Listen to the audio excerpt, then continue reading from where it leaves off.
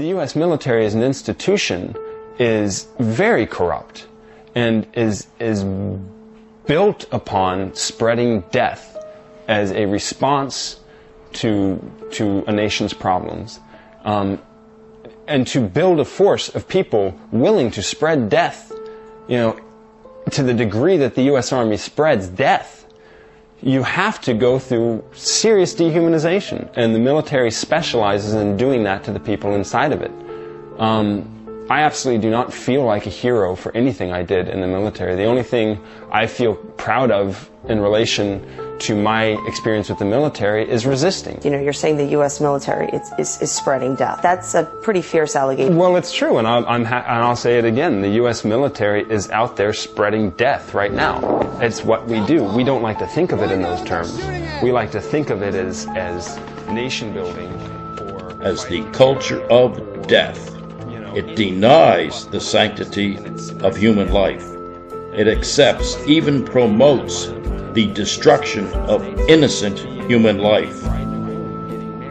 Today in the United States, the culture of death assumes at least 3 forms: abortion, euthanasia, gun control. How many did I adopt? Abortion I kill my kids. is the denial of the right to life of unborn human Which is beings. why I'm beginning to realize we will never, ever be able to bridge this gap. I fucking love Satan, so you. These people worship at the altar of abortion and open borders, and their collective heroes are a CIA creation who sealed all of his own records upon being made president, and a lifelong globalist operative who, along with her husband, looted billions in donations from the people of Haiti, covered up for child traffickers, colluded to hijack the election from her DNC opponent Bernie, and colluded with alphabet agencies to slander, libel, spy on, and ultimately, when she lost, topple the sitting president. The question many Americans are asking, why are there so many of these mass shootings, and what can be done to prevent them? Correspondent Doug McKelway reports tonight the debate goes beyond guns to the actual fabric of American culture, as Kentucky Governor Matt Bevins said during a White House visit earlier this week. This culture of death is becoming pervasive, and if it's not addressed by all the imperfect people in this room, with a sense of purpose and a sense of aspiration, I think we're going to see a continued trajectory that's not good.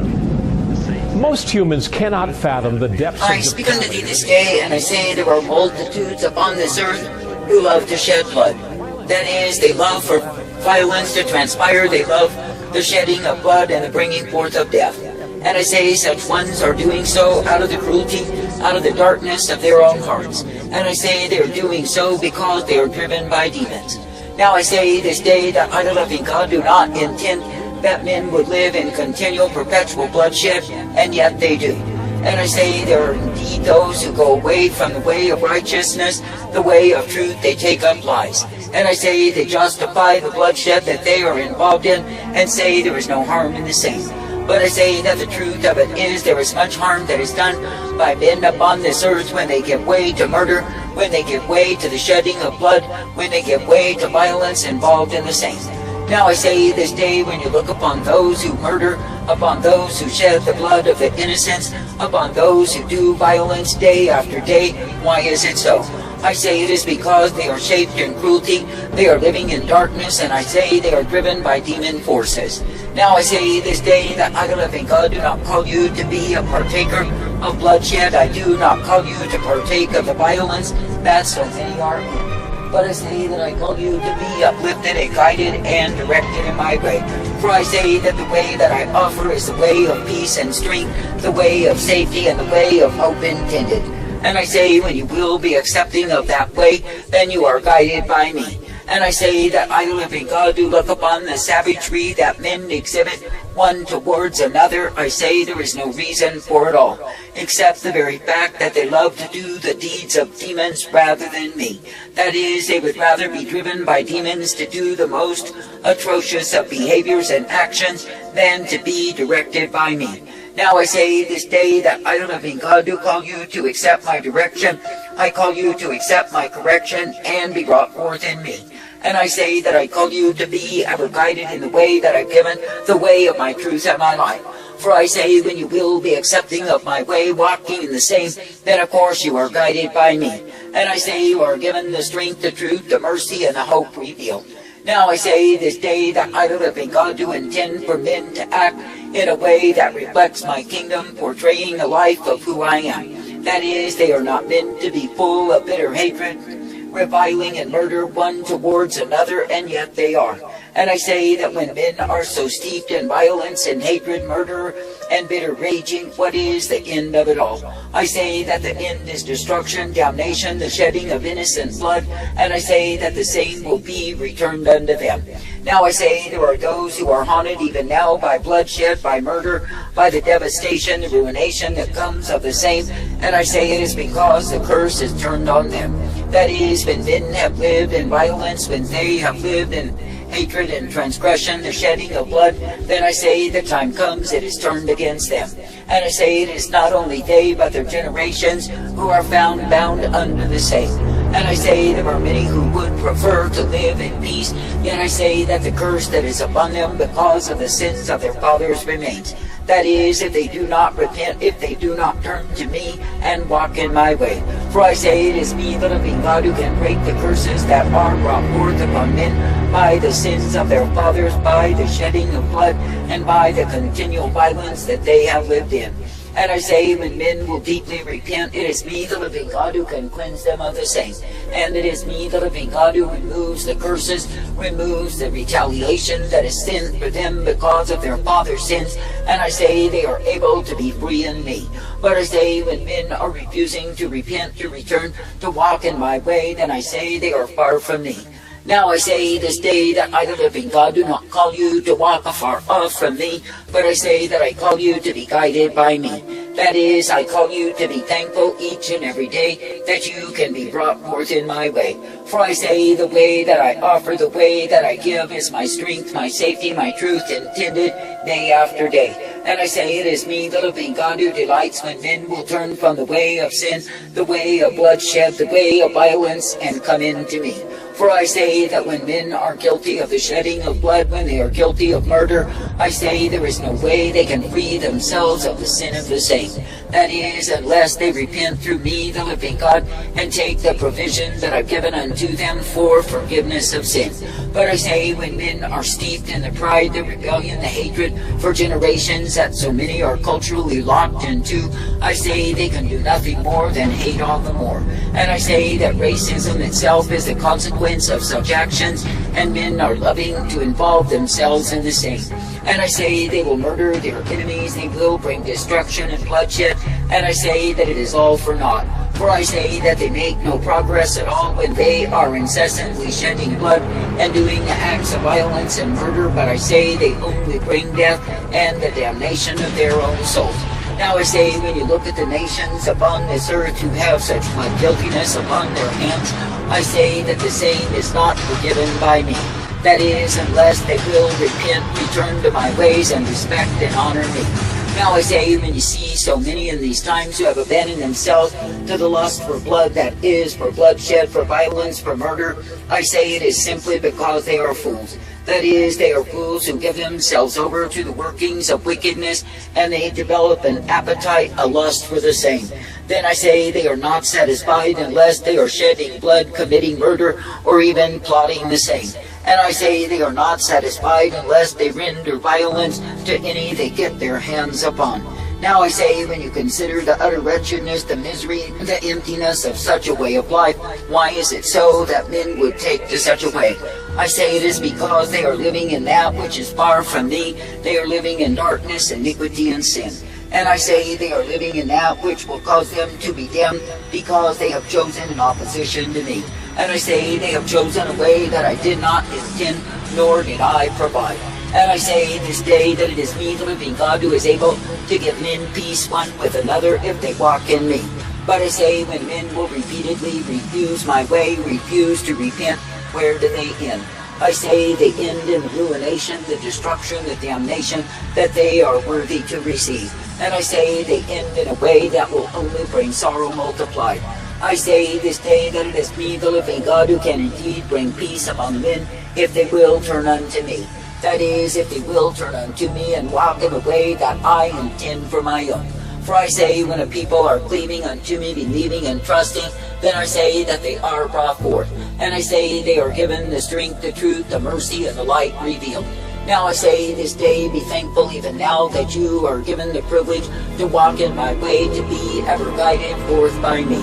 And I say, when you hear the ones who are espousing their righteous cause, they think because of their color, because of their creed, because of their greed, no, they intend to execute others to achieve the same.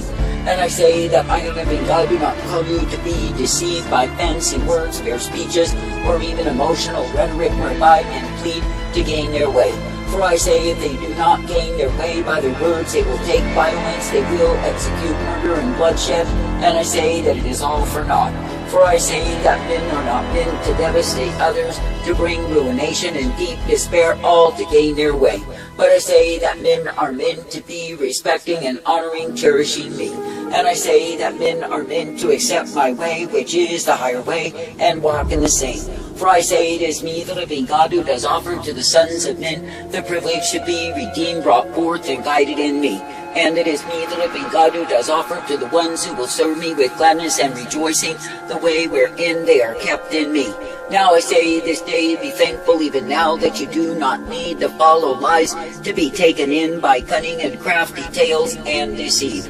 But I say that you can keep your focus upon me, believe upon me, and know who I am. For I say it is me, the living God, who is all righteousness, it is me, the living God, who is all mercy, and it is me, the living God, who is truth revealed.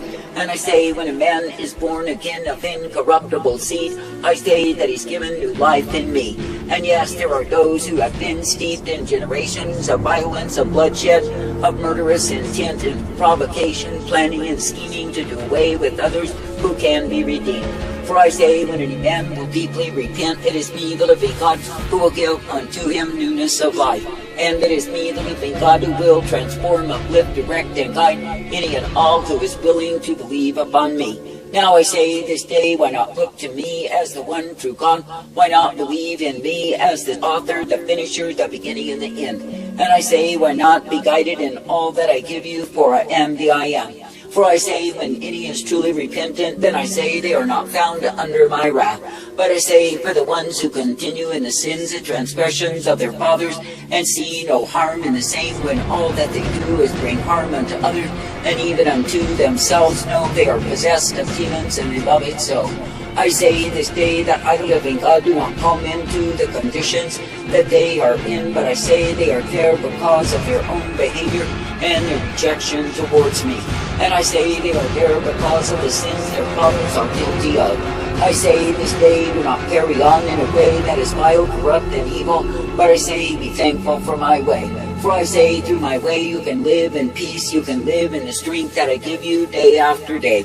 For I say it is me, the living God, who changes the very makeup, the nature of a man, whereby he is able to love others rather than desire to see them dead. And I say that he's able to desire to see them redeemed, brought into me, rather than to shed their blood. For I say, when a man is under the transformation power that I provide, then I say that his vision is changed. And I say that he seeks to give life, to live in the life that I provide, and see others brought into my way. But I say, when a man is merely full of his own carnality, then I say that he will love the shedding of blood, the murder that accompanies the same, and I say that he will live in violence, and it is all for naught. For I say it is me, the living God, who holds men and women responsible and accountable before me for the bloodshed that they are guilty of. I say there are some who are duped into shedding of blood, for they think they do it for some high and holy reason. It is not true.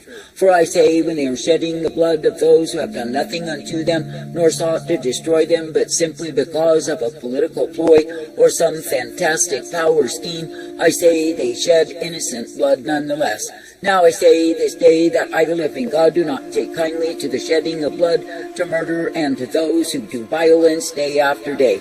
For I say that their way is the way of the destroyer who has come to take life. And I say, when they continue in such actions, even if they become innocently involved in the beginning, I say they are held accountable unto me. For I say, when men will not repent of the atrocities, of the bloodshed, of the murder that they are guilty of, but want to cover it over with some supposed noble cause, they deceive themselves. For I say that I, the living God, have forbidden men to shed blood, to commit murder, all for naught. And I say, when they will continue to carry on in such a way, they are found under my wrath, my word revealed. I say, thank me to be at peace with me.